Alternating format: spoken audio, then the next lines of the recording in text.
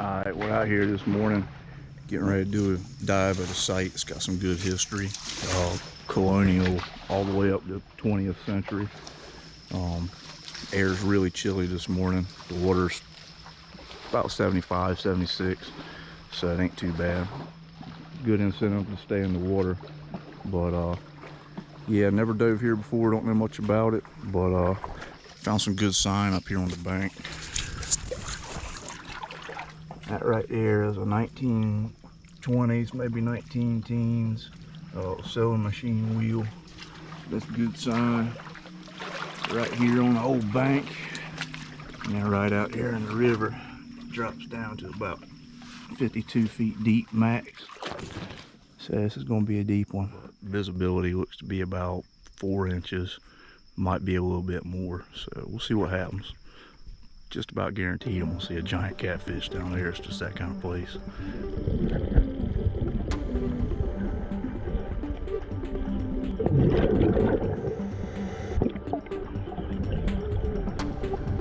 This is the shell layer that lays on top of the Pleistocene era stuff. So the shark's teeth are a little bit deeper down the fossil column than I am right here, but really close, and you can see lots of shells, pieces of coral. This area was a shallow sea at some time.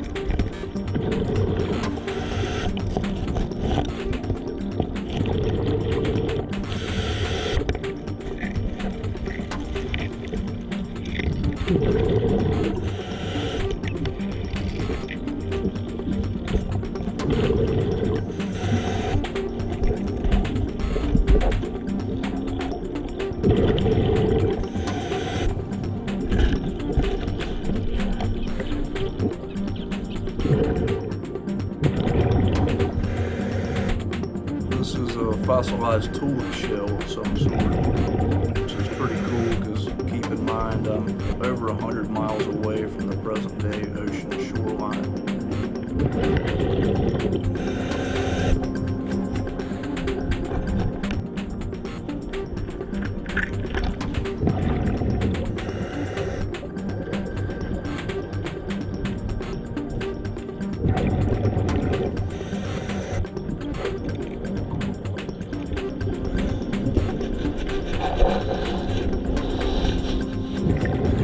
Bottle has 1 quart embossed on the bottom of it.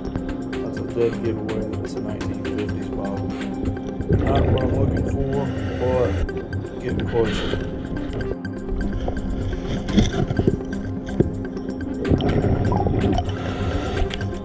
Now that might have been a decent cobble skirt Coca Cola bottle, but it had some damage.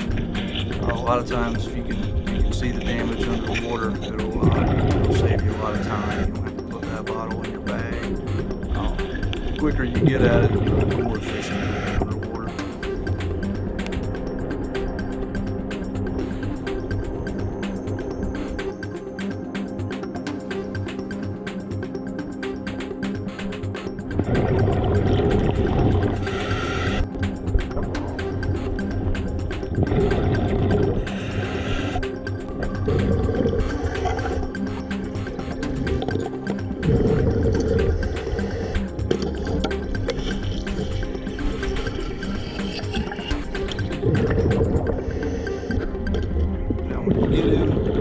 Bottles like this, it really helps to know what's worth keeping, because most of the 1940s, 1950s stuff is sitting on top of the better stuff, so you really got to go through it or waste a lot of time.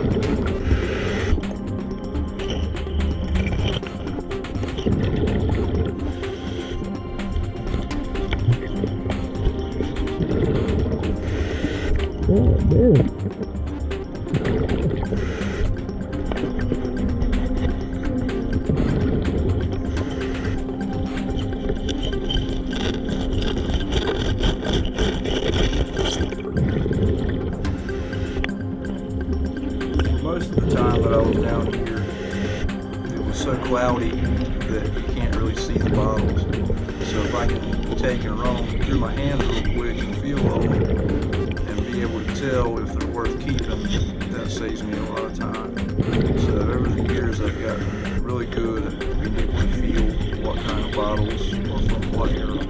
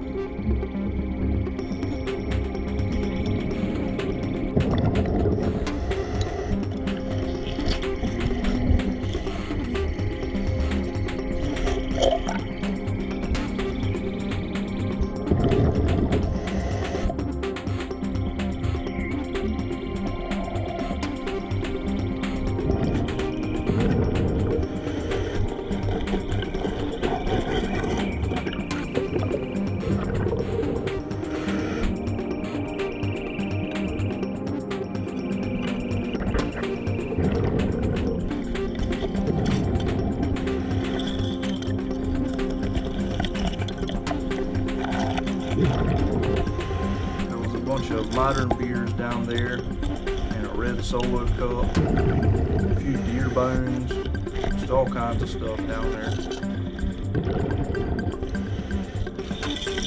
Definitely was an old dump here. Back 100 years ago, it was a lot easier for somebody just to throw their trash in the river and nobody ever see it again.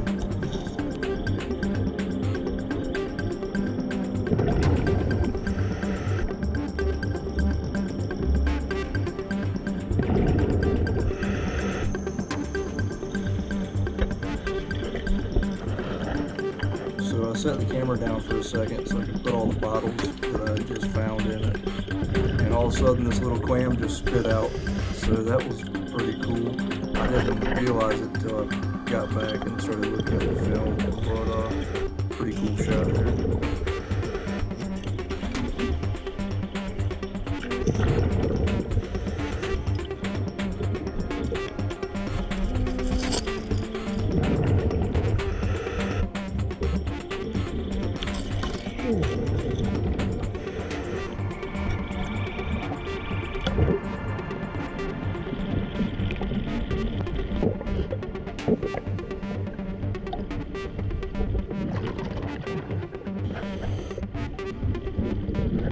This spot has turned out to be absolutely awesome for bottles. Lots of bottles here. I was so in the bottles, couldn't really film as much as I would have liked to, just so I could be hands-free. I was absolutely surrounded, and there's a lot of 1950s bottles mixed in with the older, like 1890 to 1920 bottles.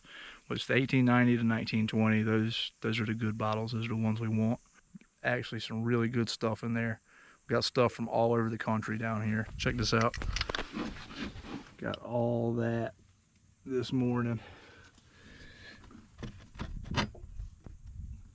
Alexandria, Virginia, Washington, North Carolina, Norfolk, Virginia, Greenville, North Carolina, Pepsi from Wilson, Greenville Bottling Works from Greenville, North Carolina, Goldsboro, North Carolina. So really cool.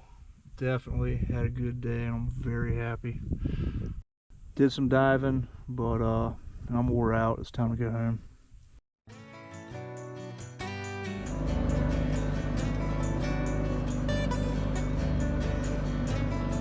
Yeah, just out here taking a slow ride home. Pretty day.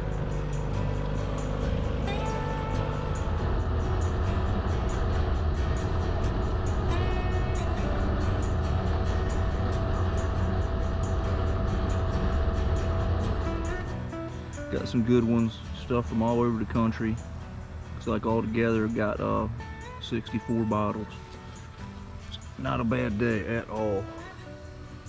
Yeah, we got a Anheuser-Busch beer from Norfolk, Brooklyn beer, Norfolk beer, Richmond beer, Anheuser-Busch, Ohio beers, Alexandria, Virginia, whiskey from Norfolk. And those were mail order whiskeys. You kind of see a lot of those in that area. People get them in the mail. It made it pretty easy. Baltimore whiskeys in Wilmington, North Carolina. J&E Mahoney, that's a pretty common bottle. Davis Painkiller, Big Bill to Charlotte. A few of these Washington Chero colas. Greenville, North Carolina Chero. Real pretty blob top. Frosted over. Just no embossing on it, miraculously. Just my luck. Jeffries and Sons. Goldsboro, North Carolina. I don't know a whole lot about it, but what little bit I've looked up, they're not very common at all. There's a nice Greenville Bottling Works, Greenville, North Carolina. ER Mixing from Washington. Got a couple little dings on it, but not too bad. Nice Robert Portner beer from Alexandria, Virginia. Imperial Beverage Company. Slugs from Norfolk. Super common, Big Frosty. Billy Boy Soda, and they're all from Charlotte. Raleigh, Coca Cola, Greenville Coca Cola, and all of these Cokes are either Washington or Greenville, North Carolina. Different ones. Real pretty bottles. Definitely glad to see some straight side Cokes down there. Last but not least, got an Old Pepsi bottle from Wilson, North Carolina. So, yep, super good day. Found a new spot. I'll have to go check it out again sometime.